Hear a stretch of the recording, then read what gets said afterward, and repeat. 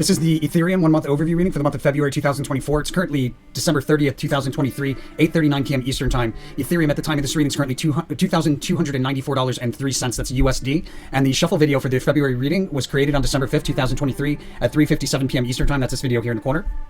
So the overall theme and behavior for Ethereum in the month of February, this is a really interesting reading because at first glance, it looks like it kind of goes against what I've seen for most of the February readings. It's pretty bullish. There's a unicursal in there, so I think we probably do see a unicursal hexagram drop in here, but overall I think it's bullish. So, and we still have lows at the end of the month, which I'll get into in more detail as we progress through the reading. So overall bullish, but ending with lows. Interesting. Behavior, and that's crossed with the beginning of a multi-day kind of rally on like a year-to-date scale. So a rally along a diagonal trend line, breaking through horizontal resistance, meeting secondary resistance, and then pulling back to somewhere between those two price levels, combined with the start of a rally, and there's a unicursal hexagram drop in there, at least one. Behavior around the highest high, we have out of a decline, a fast sudden move higher, ending that decline and taking us into the highest higher highs. And behavior around the lowest lower lows, we have sideways rotation, rise to long key support, we rise to meet the nearest resistance and fall back down and continue rotating sideways along that same key support. So usually when you see the works card in the low correlation position, it usually means like 2 to 3 lows at roughly the same price level. Before we go any further, I want to make sure everybody's aware the whole purpose of the channel is to transmute some of the competitive energy of the stock market into goodwill. We do that by following the rule of karma for the channel. That's the unwritten agreement between the universe and anybody utilizing this information to profit. The universe is fine with that. You can profit all you want, as long as you make sure that you're following through on helping other people as well. As long as you're simultaneously helping other people, you're good to go. And you do that by following the rule of karma, which is 5% of the profits should be donated forward to one of these charities, or you can pick a charity of your own. Just make sure you send 5% of the profits forward. 5% of the profits should go back to the channel here at one of these links. If you're international, you can use the tipping service on YouTube, or you can use Wise. Wise works well, and then that leaves you at 90%. Make sure to spend that 90% out of love. As long as you follow those rules, you follow the rule of karma for the channel, the universe considers you an angel investor. It's going to send it back to you tenfold for following through. Blessings to all my angel investors. So each one of these cards going left to right across the screen is numbered, and those are the dates of the month. Each card, it's important to understand that each card's energy will not necessarily line up perfectly with 24 hours of time. So there are going to be cases where you need to give the timing plus or minus a day of wiggle room. A lot of the readings you won't need to do that at all, but there are cases where that'll happen. As long as you follow the sequence of events, you'll remain on track. So it's important to understand the sequence of events is most accurate. So on the first, we have a pop and drop and a trade opportunity that I'll talk about in more detail in the paid version. Then a notable move to the upside to reach a peak. Pretty strong rally on the second to reach a peak, and we sell from that peak pretty notably. There's a trade opportunity there as well. It looks like the rally ends on the second. There's a pop and drop and then a rally into a peak on the second, but that rally ends. There's a trough towards the end of the day on the second and a big move to the upside out of that trough. That big move to the upside offers more opportunity. We have a notable decline on a multi-day scale there on the third, and then sideways rotational on key support on the fourth with a big move to the upside standing out on a multi-day scale. Sideways fluctuating rally on the fifth that precedes a sharp decline on the sixth. Looks like we have a prominent peak on a 1 month scale around the 5th, 6th. I also left out that the decline around the second and or around the third, there's going to be a sharp unicursal drop there, so it'll stand out on a multi-day scale kind of drop. On the 6th, off of that prominent crest or peak that's formed from the sideways fluctuating rally on the 5th, we decline pretty notably. There's probably some bearish price swings in there as well. And then on the 7th, we have a notable move higher, one of the bigger moves of the month there, if not the biggest move of the month, one of the bigger moves of the month there, to reach another prominent peak or crest for the month there around the cusp of the 7th, 8th. That's followed by another significant move to the downside. We attempt to establish support at a prominent trough on the 8th, and then another big move to the upside. Somewhere, some mixed behavior around the 9th. We might revisit some trough there, and then on the 8th, there's an important resistance level that's highlighted around the cusp of the 9th, 10th. There's an important resistance level that's highlighted, and another prominent peak there that'll stand out around that resistance. We have a U-shaped dip on the 11th and a sharp drop. It looks like there's nothing really ESO meta analysis related from the standpoint of like pattern recognition going on there around the 10th, 11th, but I'm picking up on it. Like I feel there's a pretty notable drop there, and let me take a look at Bitcoin real quick. Yeah, big move to the upside on the 7th, ending with a sharp decline, and then interesting, I don't see it in Bitcoin, but I am picking up on it here in February. I don't see it here in Bitcoin, but I am picking up on it in February. And so there's this U-shaped dip from this peak on the 10th, U-shaped dip to a trough midday, pretty sharp drop there around the 10th, 11th, like I said, to a trough. And then we have a notable move to the upside towards the end of the day on the 12th to another prominent peak, and that's followed by a sharp drop to a prominent trough on the cusp of the 12th, 13th, and another trough around the same price level pretty shortly thereafter on midday on the 13th. We see another resistance level on a multi-day scale that's highlighted there on the 14th. My sense is that it's probably going to be the same price level as the 10th. Okay, so there's a sharp drop to a trough at the end of the day on the 12th. Looks like we revisit that trough with a sharp drop on the 13th. So there's probably a bit of a move to the upside between that sharp drop on the 12th and the sharp drop on the 13th. On the 14th, we most likely revisit the same resistance that we saw on the 10th. Another sharp drop there on the 15th after a failed attempt to break through key resistance, followed by a decline through key support. The failed attempt to break through key resistance on the 15th, it'll be interesting because based on chart behavior, we'll expect to break through, and instead we turn around and we decline. Are you crying? You want to go down? Before we go any further, let's take a look at December and see how we did. All right, so we had a highest high thus far on the third, fourth, I should say. And that, it looks like that was actually second, third, fourth, right? Second, third, fourth, that works. There's a trough, a prominent trough on the 6th that stands out. We had it as a lowest low, it was just a prominent trough. Looks like the lowest low is there. But with that said, if you cut out that piece, we pretty much nailed the lowest lows. It's just kind of like sometimes on the edges, give it a little gray area. So trough there on the 6th. opportunity in the midst of a decline early in the day, probably on the 7th, because there's this big move to the upside and there's opportunity to open up a long position there on this 7th. Prominent peak on the 8th, nailed that.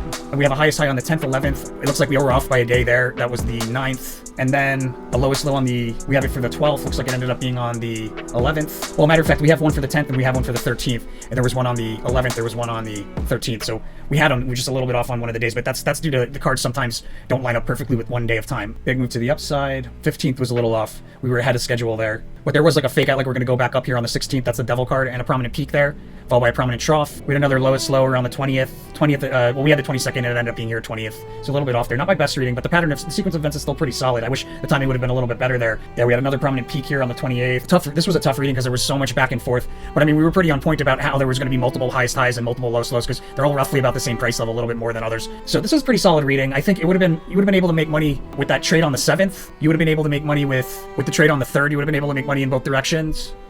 Big move to the upside on the 4th, offering opportunity to open up a short position. You would have made money the following day, or even if you waited until the 6th, you still would have made money on the 7th. Or if you closed it on the 6th and opened up a long, you would have made good money the following day. If you waited until the 7th and opened up a long in the midst of a decline, you would have made money that day. On the 17th, we revisit a trough at a support level that was recently a past opportunity, right? Boom. It was a support level that was recently a past opportunity. Then we go lower. That's the universe card there. That's a pretty sharp drop on the 18th. Yeah, pretty solid reading, guys. Not my best work, but still a lot of the trades you would have made money with. If you're interested in the paid version, guys, it's a really great way to support the channel. I know the names of everybody that supports the channel with one of the monthly subscriptions because they're really the core foundation of support for the channel. Without people, like the people with the paid monthlies, I wouldn't have any peace of mind because I'd never know how much was coming through the following month. I wouldn't be able to project from a business standpoint. It's really important too. So the monthly subscription is really a great way to support the channel. What you get in the paid version is not just like where the trade locations are, but what trades to avoid, what to look for as far as one-day chart behavior for entry and exit points for the timing of those trades. And then we talk about trades on a multi-month kind of standpoint as well, if relevant. We talk about trades on a multi-year standpoint as well, if relevant. We get into trade any price level information that we're able to extrapolate. And we also talk about the cross-reading congruencies and how the February reading fits into the bigger picture. Not to mention the overall performance of Ethereum versus Bitcoin throughout the same period of February 2024. All of that in the paid version. You get the paid version here on our website, Tarot for Traders. Hover over our services, click on SO Meta Posts, scroll down to monthly subscription, click here to order, and you're subscribing to Ethereum. In this case, if you're interested in the paid version of any of these crypto or ticker symbols, you could get the 30 days access to all paid, which gives you the paid version of all of these symbols, as well as Amazon, Google, and Nvidia, which you can only get through the all paid monthly. It's the most popular subscription in the channel. Much appreciation. Everybody goes out and gets that. Guys, you can't get this information anywhere but here. 98% average accuracy. Do not trade like we're right all the time. You will regret it. Trade like we're right most of the time. Be a smart individual. The tortoise wins the race, especially with this kind of information. Just take it a step at a time. You'll make a ton of money if you do that. And remember to follow that rule of karma as well. Let's get back into it. All right, so a pretty big move to the downside from the decline, starting off of that failed attempt on the 15th to break the key resistance, taking us into a trough mid to late in the day on the 16th. A lot of price change to the upside, either to the downside to reach that trough or to the upside out of that trough, and or to the upside out of that trough to reach the peak at the cusp of the 16th, 17th. Both the 16th and 17th will have a support level that's established, at least momentarily. That's important on like a year-to-date kind of scale probably. So a lot of price change there, and we'll have like a near overbought crest that we sell off from. Trade opportunities as well here, day trade opportunities actually on the 16th and 17th that I'll talk about in the paid version. An important resistance level that we failed to break through many times before is highlighted on the 18th, and then a rally on the 19th that increases with the momentum moving forward into the 20th, where we have a breakout on a multi-day scale. It doesn't look like that holds though, and we end up in a pretty significant drop into a trough towards the end of the day on the 20th, or on the cusp of the 20th. We might see a lower price level on the 21st, or we see the trough there. And then after that sharp decline into the trough around the 21st,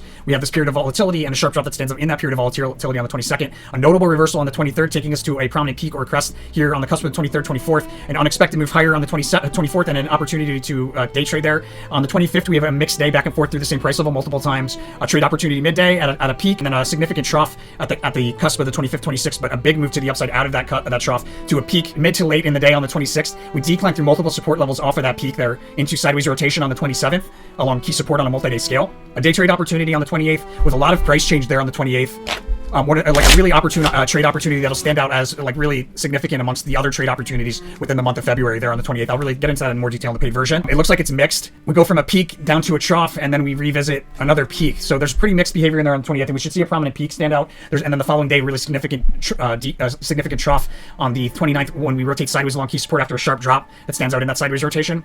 And that'll be revisiting a support level that was a recent past opportunity, maybe around the 25th, 26th, or maybe the 20th, 21st. The sneak preview for March, there's an overbought crest or peak that we sell off from through multiple support levels. And as far as the highest highs and the lowest lows, so I think we have a lowest low thus far here.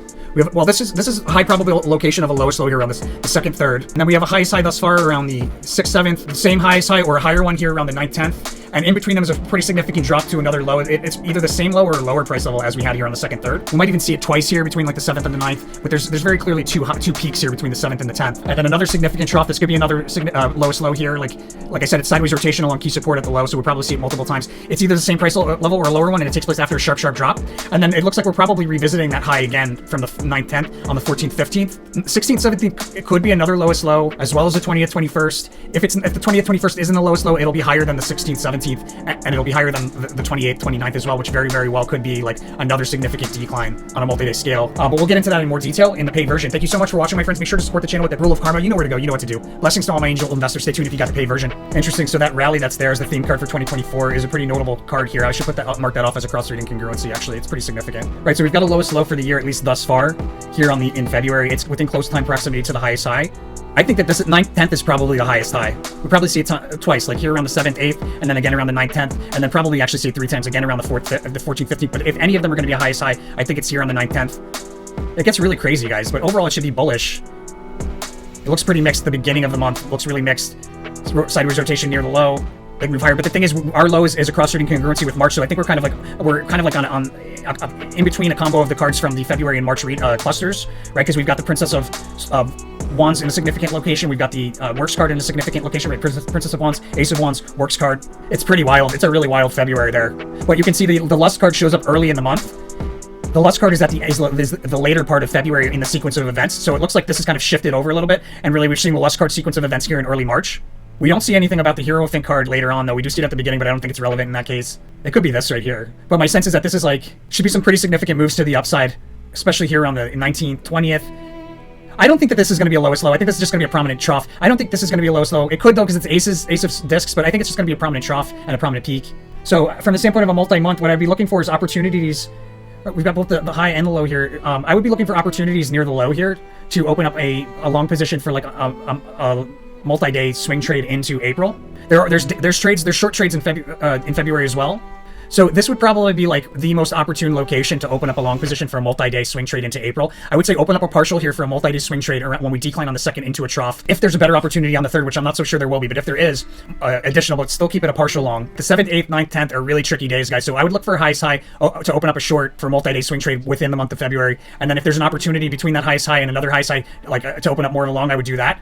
And then we come back to a highest high, I would probably add to that short. I would close the short that I opened around the 7th, 8th at a highest high here around the lowest low between the 8th and the 9th. And then when we go back to a highest high, I'd open up another short and look to close that short after a sharp drop on the 10th, 11th into a trough at the end of the day on the 11th. It could be the 12th, but I think the 11th. That is probably another location to add to a partial long position for multi-day swing into April, there around the 11th, 12th. I would be looking for a period of volatility on a one-day chart that stands out after a sharp drop on a multi-day chart from a highest high.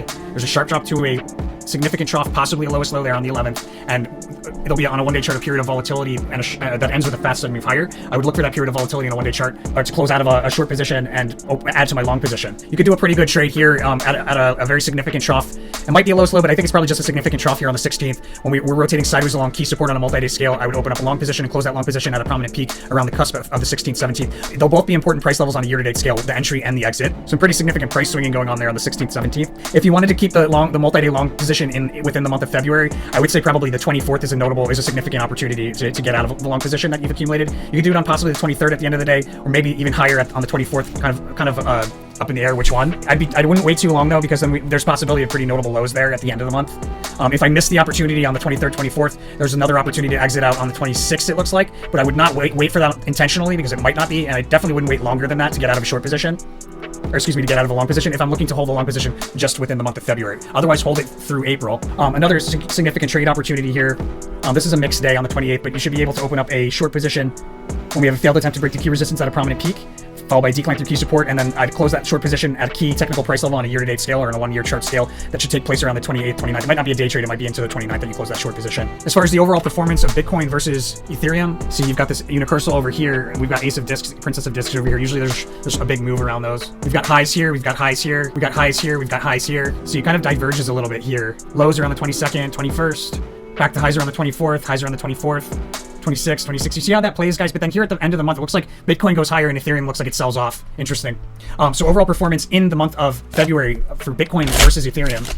it looks like Ethereum does outperform Bitcoin in the month of February 2024, and that's a paid version of Ethereum. Thank you so much for supporting the channel. Without you, we would not be able to put out the content that we do, so thank you so much. You're a huge part of what goes on here at Tarot for Traders and the Investor Profit. You know where to go. You know what to do. Blessings to all my angel investors. I'll see you guys on the next one.